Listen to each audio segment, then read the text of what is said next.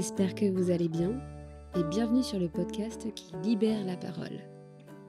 Si vous n'avez pas suivi, j'ai fait une petite série d'épisodes qui parlent de ma grossesse et il est maintenant l'heure de vous raconter comment s'est passé mon accouchement. C'est important pour moi d'en parler parce que j'ai envie de donner une autre image de tout ce qu'on peut voir sur les réseaux en ce qui concerne l'accouchement. Mon accouchement s'est très bien passé. Pour vous dire même, je ne pensais pas qu'il était possible que ça se déroule aussi bien. Avant que je vous raconte tout en détail, j'aimerais déjà vous dire dans quel état d'esprit j'étais avant d'accoucher. Si vous avez écouté tous les autres épisodes, vous savez à peu près dans quel état j'étais. Je pense que j'étais assez sereine en ayant fait tous ces cours de préparation à l'accouchement avec une sage-femme. Je me sentais prête à toute éventualité. J'avais connaissance de toutes les potentielles complications qu'il pouvait y avoir. Pourtant, j'étais quand même assez stressée à l'idée que ça arrive ou que ça n'arrive pas. Parce qu'il faut savoir que j'ai accouché à 1 jour du terme, et comme je suis de nature assez négative, on va pas se le cacher, eh bien, je pensais sincèrement que j'allais devoir aller à la maternité le jour du terme pour être déclenchée. Et j'avais peur qu'on me dise de revenir encore et encore, et que le déclenchement ne se passe pas comme prévu. Ce qui est vraiment pénible quand ça arrive, et je ne le souhaite à personne. Les 2 dernières semaines avant d'accoucher, j'étais quand même assez stressée par le fait que je ne sache pas quand est-ce que ça va arriver et dans quelle manière ça va arriver. Il y a aussi tout un contexte à prendre en compte qui est assez important pour qu'on réalise bien dans quel état avec mon conjoint on était. Il faut savoir que mon conjoint devait passer une formation pour préparer un concours assez important. Et cette formation avait lieu exactement à la même date que mon terme.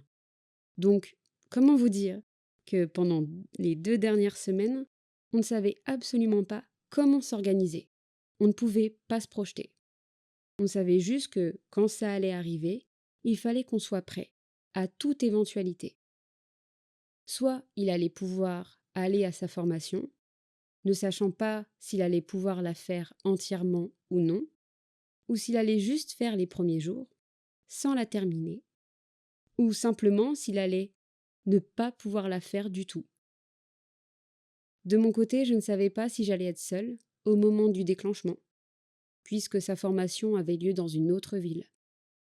Donc soit j'avais la chance qu'il soit là auprès de moi, soit, le jour du terme, il aurait dû annuler sa formation pour pouvoir venir avec moi me faire déclencher, ne sachant toujours pas si le déclenchement fonctionnerait rapidement ou non. Bref, c'était tout un truc à gérer, et j'avoue ça m'angoissait pas mal.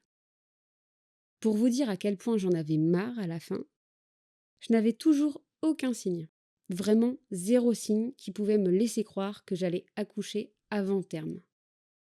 J'ai même dit à ma famille et à mes proches, 2 jours avant, que c'était sûr que j'allais devoir aller à l'hôpital pour me faire déclencher. Et donc, 2 jours avant d'accoucher, j'en étais arrivée à un stade où j'en avais vraiment marre d'attendre. Donc j'ai commencé à accentuer les exercices que je faisais pour préparer le col, etc. J'ai fait beaucoup de ballons avec des exercices d'assouplissement, beaucoup de marches. J'ai aussi monté des escaliers. J'ai été acheter des tisanes spécialement adaptées pour préparer le col et faciliter l'accouchement, même si j'y croyais pas du tout. J'ai quand même pris cette tisane que ma sage-femme m'avait conseillée. J'ai fait vraiment la totale, en me disant, si ça se trouve, ça va fonctionner. Vu que j'ai absolument tout essayé, je ne pourrais pas vous dire ce qui a fonctionné ou non. Mais en tout cas, 2 jours après ça, j'accouchais. Et j'ai accouché en 4h30. C'est bizarre, mais même en ayant fait tous les cours de préparation à l'accouchement, j'ai mis du temps à réaliser que je perdais vraiment les os. Évidemment, ce n'est pas comme dans les films, où dès que la poche des os est percée, il y a 1 litre d'eau qui coule instantanément. Ça se passe pas forcément comme ça, et c'est même rare que ça se passe comme ça. De mon côté, c'était juste une petite fuite, mais tellement minimes au début que je pensais que c'était juste des pertes blanches. Donc j'ai laissé passer en me disant bah ça sert à rien, je vais pas aller aux urgences alors que si ça se trouve c'est rien du tout.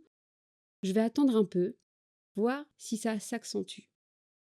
Et après avoir dîné, je me suis relevée et c'est là que j'ai vu que c'était un peu plus important. Du coup, je me suis dit bah ça y est, c'est le moment. Et bizarrement, quand j'ai dit ça à haute voix, je stressais pas du tout. J'ai appliqué à peu près tous les conseils qu'on m'a dit et vu que j'étais bien préparée, j'ai pas eu ce stress de manquer ou d'oublier des affaires. J'avais déjà tout prévu. C'est instantanément qu'on s'est préparé, qu'on est parti directement à la maternité. De son côté, mon conjoint, il avait un peu le seum parce qu'il allait devoir écourter sa formation, mais c'est un mal pour un bien. Et en vrai, il n'y a rien de plus important que la naissance de son enfant. Donc au final, ce n'était pas si grave. On est arrivé à la maternité vers 21h, et c'est là qu'on m'a annoncé que j'étais déjà ouverte à 2, alors que jusqu'à présent, je n'avais eu aucune douleur, aucun symptôme, mis à part la poche des os qui s'était légèrement rompue. À la suite de ça, j'ai passé 2 heures, voire même 3, en salle de préparation à l'accouchement, où on m'a fait un monitoring, jusque minuit. Tout allait bien. Je voyais bien sur le monito qu'il y avait quelques contractions assez légères, mais encore une fois, je ne ressentais rien du tout. Donc on m'a annoncé que j'allais sûrement accoucher le lendemain, ou peut-être pendant la nuit. Je monte ensuite dans une chambre à 1h du matin, avec tous mes bagages. À savoir qu'il n'y avait plus du tout de place à la maternité, donc j'ai été installée dans une chambre dans un autre service, sans nurserie. J'étais un peu embêtée parce que j'arrivais pas trop à me projeter, à me dire que si j'accouchais là, dans les heures qui allaient suivre, et peut-être que finalement, quand j'allais remonter dans cette chambre, eh bien mon enfant n'allait sûrement pas pouvoir venir, puisqu'il n'y avait rien d'adapté pour lui. C'est un peu bizarre, mais je me suis dit bon, c'est pas grave, on s'en fiche. Je suis trop fatiguée et j'ai essayé d'aller me reposer. Sauf qu'à 1h du matin, j'ai commencé à avoir des contractions, des douleurs de règles très fortes. Puis ça s'est accentué, petit à petit. J'ai réussi à tenir jusque 2h du matin, où là j'ai eu vraiment les premières contractions qui faisaient vraiment mal. Je me suis dit ok, ça fait super mal, je vais serrer les dents, ça peut être supportable. Donc j'ai attendu 1 ou 2 autres contractions qui étaient cette fois-ci encore plus intenses, et là je me suis dit ok, c'est mort. J'appelle directement une infirmière et il faut me faire descendre parce que je veux tout de suite la péridurale. Je suis donc descendue, on m'a annoncé que j'étais ouverte à 4. L'anesthésiste pour la péridurale a mis 2 heures à venir, j'étais ouverte à 8 au moment où on me l'a faite. En plus de ça, elle a été ratée. Il y avait un côté qui fonctionnait plus que l'autre. En vrai, c'est relou, mais je souffrais tellement que même si c'était raté, ça m'empêchait quand même d'avoir mal et j'étais contente. D'ailleurs, j'ai trouvé que la mise en place de la péridurale n'était pas vraiment difficile, dans le sens où j'ai pu comparer avec une rachidienne que j'avais faite l'année dernière pour une opération de la glande de Bartholin. J'ai fait tout un épisode là-dessus, si ça vous intéresse. Et donc pour la rachidienne, j'avais pas eu de petite piqûre anesthésie. On m'avait directement enfoncé la grande aiguille dans le dos, et je peux vous dire que j'avais douillé. J'avais bougé parce que c'était surprenant. Pour la péridurale, j'ai une petite anesthésie dans le dos, donc quand il a inséré l'aiguille, j'ai quasi rien senti. Donc ça m'a pas traumatisée. Pourtant, elle a été ratée.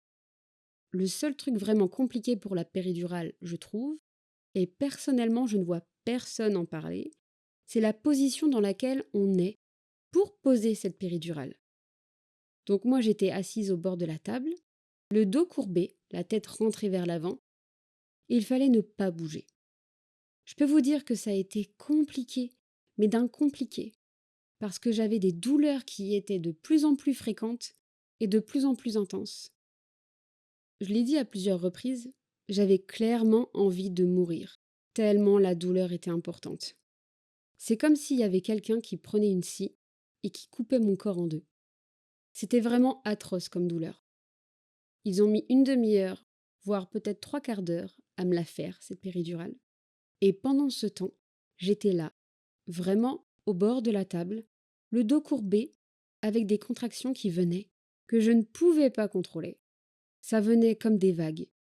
Des fois, il y en avait des petites, et puis après des grosses. Heureusement que j'étais avec une sage-femme extraordinaire, qui a vraiment su m'apaiser, me soulager. J'ai pu me reposer, ma tête contre elle. C'est elle-même qui m'a donné un peigne en bois. Je savais qu'on pouvait en prendre un, pour gérer la douleur, mais j'en avais pas forcément envie, pensant que ça servait pas à grand-chose. Au final, je peux vous dire que le seul conseil que je vous donnerais, c'est prenez un peigne avec vous, parce que ça m'a sauvé la vie. Ça sert à contrôler la douleur, même si on ne peut pas vraiment la contrôler. Disons que ça passe plus facilement, entre guillemets. Et donc cette sage-femme m'a vraiment apaisée dans ce moment-là, au moment de la péridurale. J'étais Au moment de la péridurale, j'étais ouverte à 8. Il était 4 heures du matin. Ensuite, mon conjoint m'a rejoint dans la salle d'accouchement. J'ai poussé pendant 2 heures. Avec le recul, j'ai l'impression que ça a duré 30 minutes. J'ai trouvé ça extrêmement facile. J'avais la péridurale, donc c'est normal, mais le fait de pousser, la sensation que ça fait, ça m'a pas tant choquée. C'est pas une mauvaise sensation, j'en garde pas un mauvais souvenir. Au contraire, j'ai vraiment adoré. J'ai vraiment aimé accoucher. Je sais pas, j'ai pris ça comme un exercice de kiné, où tu dois respirer d'une certaine manière. J'étais ultra concentrée, je fermais les yeux. Pour moi, ça a duré vraiment une demi-heure. Et c'est après ça que mon fils est né, à 6h20. J'ai pas eu besoin d'utiliser d'outils. Sa tête était bien positionnée. À part la, à part la péridurale, mon accouchement a été parfait. La seule chose qu'on a notée avec mon conjoint, c'est qu'on n'a pas eu ce petit truc lorsqu'on a sorti notre fils et qu'on nous l'a tendu. On pensait qu'on verserait une petite larme, mais on était tous les deux en état de choc. Pour ma part, on me l'a tendu en l'air pour que je le réceptionne. Il était tout luisant, donc au moment de l'agripper, j'ai senti qu'il glissait un peu. Ça m'a surprise. Heureusement qu'on m'a aidée à ce moment-là. Je pensais qu'on me l'aurait directement posé sur moi, sans que j'aie à le porter. J'étais pas forcément dans la bonne position pour le réceptionner surtout. Et donc j'ai mis quelques secondes à redescendre et à pleinement vivre le moment.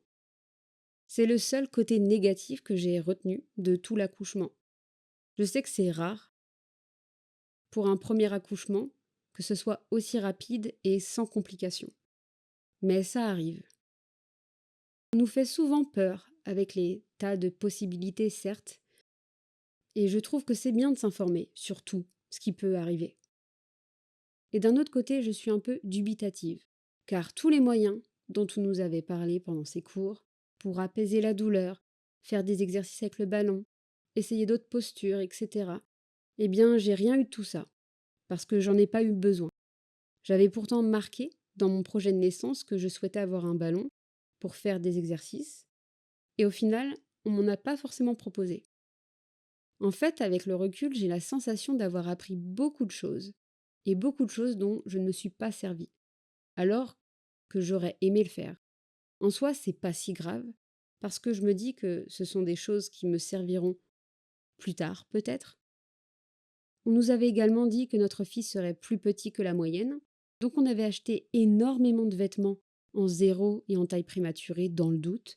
Sauf que notre fils est né et en fait, il était pleinement dans sa courbe, donc on s'est retrouvé avec des vêtements à la maternité trop petits pour lui. Donc on a dû, un peu dans la panique, ramener et racheter d'autres vêtements parce que rien ne lui allait. Le séjour à la maternité s'est bien passé. Je ne sais pas si c'est l'hôpital qui veut ça, mais en tout cas, on a eu une équipe, que ce soit la sage-femme, les médecins, les conseillères en lactation, tout le monde était au top. Et ils nous ont beaucoup aidés. On s'est fait aussi la réflexion que dans ces cours de préparation à la naissance, il y avait très peu de pratique. Et donc, on a dû apprendre sur le tas, à la maternité, avec ces soignants qui nous ont vraiment bien guidés.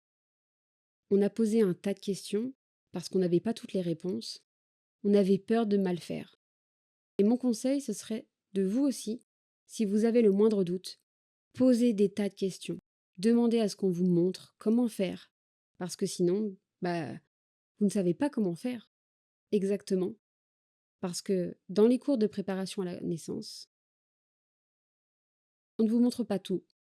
On montre très peu de choses. Au final, je ne regrette pas d'avoir fait ces cours. Mais j'ai le sentiment que j'aurais aimé en savoir plus. Et vraiment, le côté pratique, c'est tellement rassurant. Parce que quand t'as un nouveau-né, tu sais pas comment le porter. T'as peur de lui faire mal. T'as peur de mal le tenir. En fait, il y a qu'à la maternité que tu peux l'apprendre. En tout cas, j'espère que cet épisode n'est pas trop décevant, dans le sens où vous auriez peut-être aimé qu'il y ait plus de péripéties. C'était important pour moi de partager mon témoignage avec vous, en espérant vous rassurer. Parce que oui, des accouchements où ça se passe bien, ça arrive. Tout comme des accouchements où ça ne se passe pas bien. Dans mon cas, j'ai essayé de me préparer au pire, mais je ne suis pas sûre que ce soit la meilleure solution parce que c'est beaucoup de stress, alors qu'on ne peut rien prévoir. Si j'ai des conseils à vous donner, ce serait déjà de bien préparer les valises, quelques semaines avant, dans le doute. Faire les cours de préparation à l'accouchement, même si, selon moi, on ne voit pas tout, on apprend quand même beaucoup de choses et on peut se préparer à toutes les éventualités. Ne pas hésiter à poser des questions une fois à l'hôpital, parce que le personnel de santé peut vous rassurer. Et se dire aussi qu'une fois arrivé à l'hôpital, on est entre de bonnes mains.